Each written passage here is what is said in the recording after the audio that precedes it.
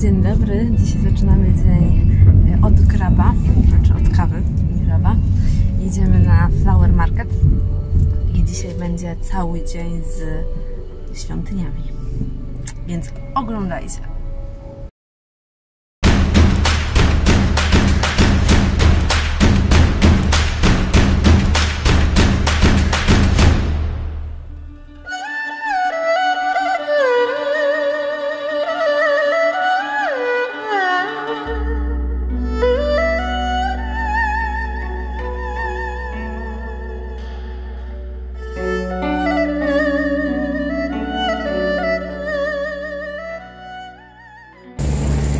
Wczoraj nie dopowiedziałam, że Bangkok ma 3 różne nazwy.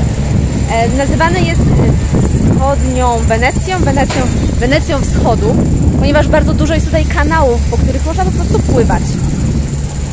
Dodatkowo inna nazwa to Miasto Dzikich Śliwek. Nie mam zielonego pojęcia dlaczego Dzikich Śliwek. Oraz Miasto Aniołów, czyli takie Los Angeles. Poza tym główna nazwa Bangkoku po tajlandzku to jest jakieś 16 czy 18 wyrazów, taka bardzo długa nazwa, tutaj pod spodem gdzieś na pewno pojawi się ta nazwa po tajlandzku i po polsku i jest ona zapisana w Księdze Rekordów Guinnessa jako najdłuższa nazwa miasta. Pawciu, który mamy rok? 2053? 2500? 2563 rok. Mamy 2 marca 2563 roku. Dlaczego tutaj jest taki rok? To znaczy są tutaj poważane 2 kalendarze, czyli nasz gregoriański, tradycyjny oraz kalendarz liczony od narodzin Buddy. Narodził on się w 543 roku, więc nasz zerowy rok to dla nich jest 543. Dlatego mamy 2563. Skąd to wiemy? Ponieważ wczoraj kupiliśmy sobie na przekąskę coś tam ryżowego w 7-Eleven i chciałam sprawdzić datę do spożycia, w sensie datę ważności. I nie mogłam znaleźć. I była taka krótka data właśnie. Dzień i miesiąc by się zgadzał, no ale rok mi coś nie pasował. No i stąd wiemy, że tutaj troszeczkę inaczej liczy się czas. Zagłębić się dalej w temat. Dokładnie. A teraz ruszamy do Wat Po, czyli bardzo znanej też świątyni, obok wielkiego pałacu. I mam sukieneczkę, ale o niej powiem troszeczkę później, jakie były negocjacje.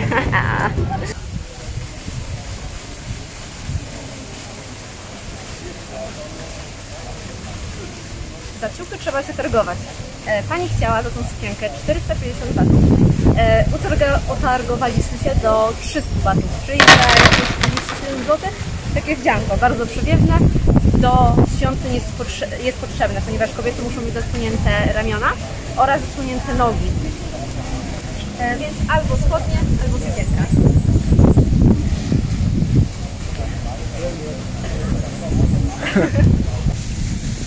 Oprócz tego, że trzeba mieć tutaj stosowny ubiór, to wejście jest płatne. Jest to jedna z droższych atrakcji, jedna z droższych świątyń, ponieważ za bilet zapłaciliśmy 200 batów, płacimy 24 zł za osobę. I mamy tutaj cały ten kompleks, możemy zwiedzać sobie, chodzić i tak dalej. Oprócz tego do każdej świątyni, czy też każdego pomieszczenia należy zdjąć obuwie i chodzi się na boso, więc jeżeli nie chcecie na boso, jeżeli macie sandały, to należy wziąć sobie ze sobą skarpeteczki.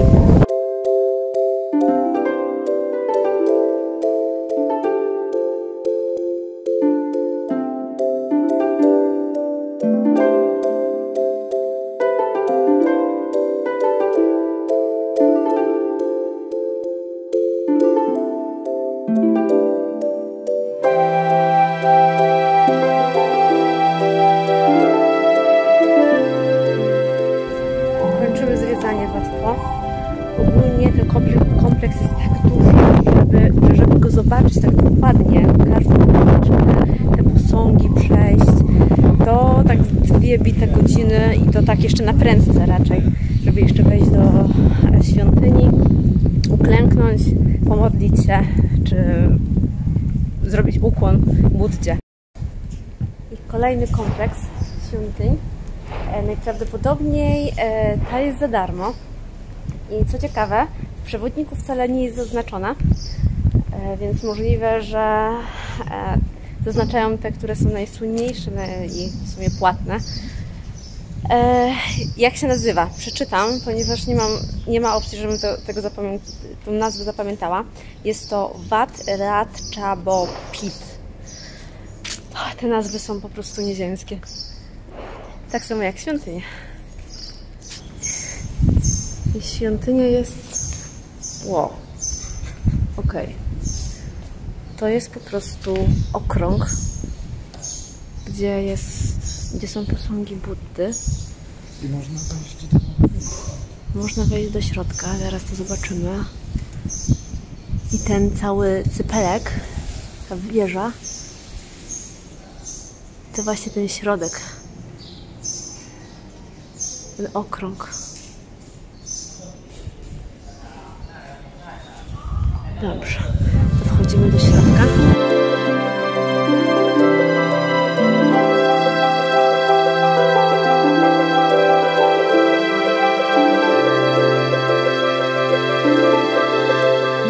W wielu miejscach jest właśnie ołtarze z wizerunkiem króla. Dokładnie, idealnie to ująłeś. A my zmierzamy do Wat Sudhat. Wat Sudhat. Niedaleko Wielkiej Huśtawki. Jest to nasza przedostatnia dzisiaj świątynia. Jest ona płatna, ale zaraz się dowiemy ile. Każda świątynia w sumie się różni przede wszystkim zdobieniami, takimi posągami, które się znajdują wokół. Byli jacyś wojownicy, tutaj są, to są padogi. Przejęzyczenie, sorry.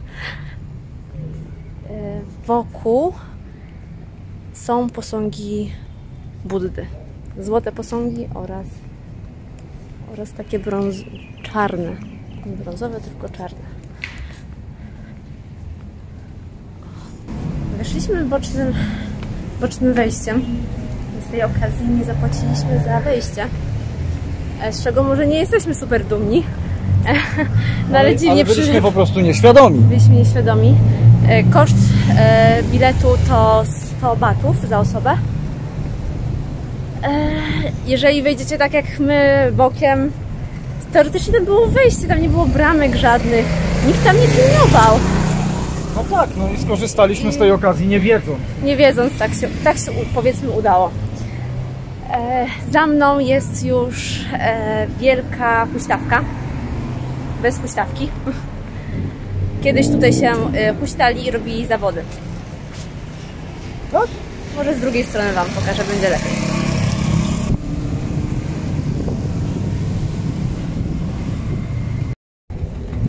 Dzień dobry. Dzisiaj kontynuujemy wczorajszy dzień w sumie, ponieważ dalej będziemy zwiedzać świątynię i te piękne budowle. Jest to nasz ostatni dzień w Bangkoku. W sumie ostatni dzień na zwiedzanie tak naprawdę, bo jutro jedziemy do Ayutthaya. I znajdujemy się aktualnie na Golden Mountain, gdzie widać całą panoramę miasta.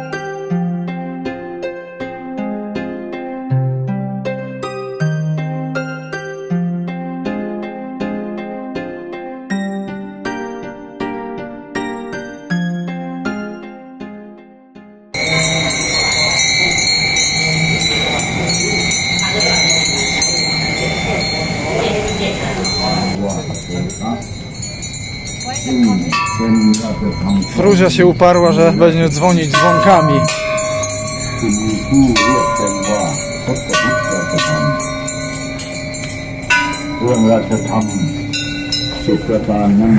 Jak małe dziecko. I teraz będę miała kupę szczęścia. Na pewno. Ze mną na pewno. Zepsułeś. Są te śmieszne odgłosy. W każdym razie wejście na górę to koszt 50 batów za osobę. Tutaj wydaliśmy 100. Czy warto? Moim zdaniem tak, ponieważ widzimy całą panoramę Bangkoku, a dodatkowo przy wejściu oraz zejściu są właśnie takie małe kapliczki Buddy, zaraz Wam tutaj pokażę, jak to wygląda, i wodospady.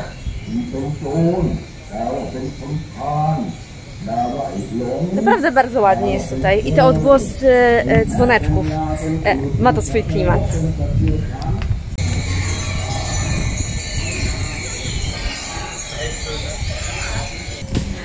Tutaj można powiesić swoje serduszko. Za 20 batów. Tak, nie było jakości, ale tutaj jest napisane na tym pudełeczku. I musimy tutaj zapisać swoje imię na złotym listku, bo to nie jest serduszko, tylko listek. I zawiesić na drzewku. No to napisz.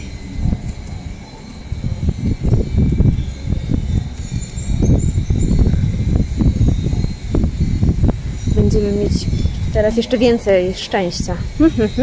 2020 napiszemy. Tak. 20. Chociaż mamy inny rok, ale o tym opowiadałam w poprzednim filmiku, więc odsyłam. Oni mają inny, my mamy swój. Powiedz mi, gdzie mam to powiesić? A gdzie byś chciał? Wieszaj. Jest tutaj tyle tych serduszek. Nie serduszek, tylko listków.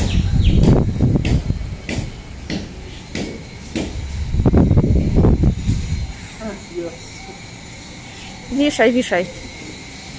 Dobrze. Tu z brzegu jest powieszone. Jakbyście szukali, to tutaj wisimy. W tym miejscu. Wisimy. Tu się powiesiliśmy.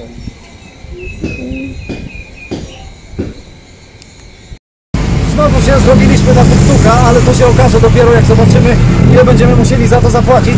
Bo podobno jedziemy teraz za 20 batów w 3 miejsca. Tak. Ile to jest możliwe? 20 batów to jest 2,50 na polskie PLN-y.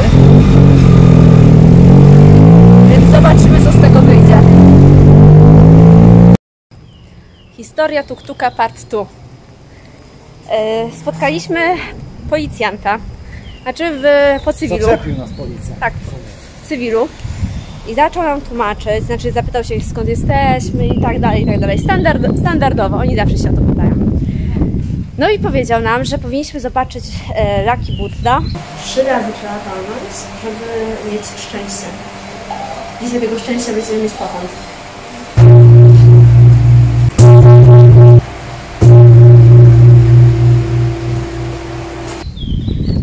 Dużego Buddę i pójść koniecznie do Tourist Information, coś tam. Rozmawialiśmy z nim chyba z 10 minut i w końcu nam wytłumaczył, jak działają tutaj tuk-tuki. Czyli te, które mają niebieską, żółtą tablicę i na górze mają taksi, to są te oficjalne tuk-tuki. Takie lokalne jakby. Tak, które nie zdzierają z turystów. Za przejechanie około 2 km. Więcej chyba. Może i nawet więcej. Znaczy, mieliśmy 2-3 przystanki, czyli... To zaraz, za chwilę. Z przejechanie tych 2 km zapłaciliśmy w sumie 25 batów za 2 osoby, więc to jest bardzo mało. Ale mieliśmy przystanki. Tak. No i te przystanki nie były fajne. To znaczy, jak jeden przystanek byliśmy właśnie w Tourist Information, to tam się dowiedzieliśmy znowu w sumie, jak możemy dojechać do Ayutthaya, do Kanchanaburi i z Kanchanaburi do Hua Hin.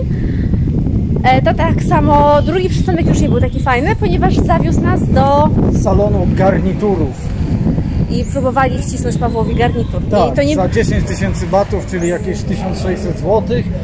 Ja mu tłumaczę, że ja nie mam co z tym zrobić, bo my tu będziemy miesiąc czasu. To powiedział, że oczywiście nie ma problemu, mogą wysłać do Polski pod adres i on tam będzie na mnie czekał. Jak wrócimy już Jak wrócimy do Polski. Z Polski, jak wrócimy już do Polski. Nie było to miłe, bo... No musieliśmy odmówić, bo nie potrzebujemy takich rzeczy tak naprawdę. Tak, a musieliśmy, znaczy nie musieliśmy, ale ten facet z tuk-tuka nas bardzo ładnie o to poprosił. Z tego względu, że on dostaje kupon na darmową benzynę.